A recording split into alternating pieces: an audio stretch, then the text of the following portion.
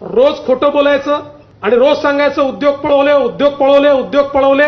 Meanwhile, महाराष्ट्रातील उद्योग गुजरात नंतर मध्य प्रदेशात 50,000 कोटींचा गेल प्रकल्प महाराष्ट्राबाहेर. गेल कंपनीच्या याच प्रकल्पासोबत भारत पेट्रोलियम कॉर्पचाही 6 अब्ज डॉलरचा इथेन फेड क्रॅकर प्रकल्पही मध्य प्रदेशच्या बिना रिफायनरी इथं हलवण्यात आलाय. आता महाराष्ट्रातून गुजरातला हलवण्यात आलेले प्रकल्प कोणते तेही पहा.